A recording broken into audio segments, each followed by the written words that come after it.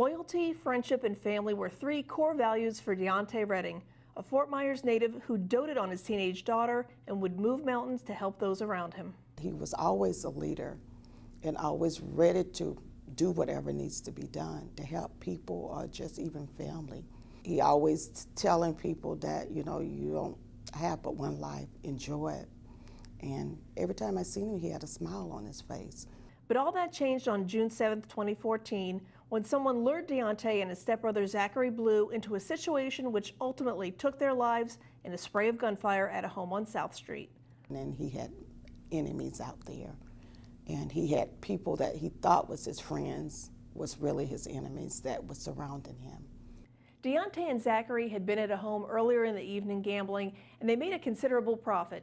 After the men left the house, they received a call a few hours later asking them to return to the residence. A couple of people in that home called him back late that night, and one of them, car blocked them in. Unable to escape, both Deonte and Zachary were killed as their so-called friends stood by. Even when it happened, there were 6 people there. I knew them. And for them not to say what happened, and they supposed to have been friends/family, I say they all killed them. Every day brings a new level of frustration for Deonte's family, who feel they know exactly who pulled the trigger that fatal night. And the fact that people aren't sharing that information with law enforcement only deepens the pain they all feel. The community knows who's doing things because they're talking about them immediately after they happen. But yet, they're not going to anyone to talk to them about it. As she awaits justice to be served, Angela McClary helps other families through the Parents of Murdered Children to help move through the grieving process and stop the violence once and for all.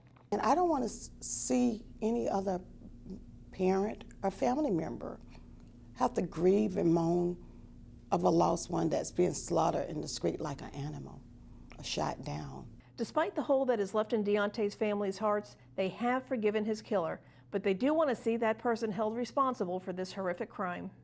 I do forgive you, but however, I pray each and every day your conscience bother you, that you would come forward and let us know, and let the officers know what happened so we can have justice for Deonte. For Southwest Florida Crime Stoppers, I'm Trish Rout.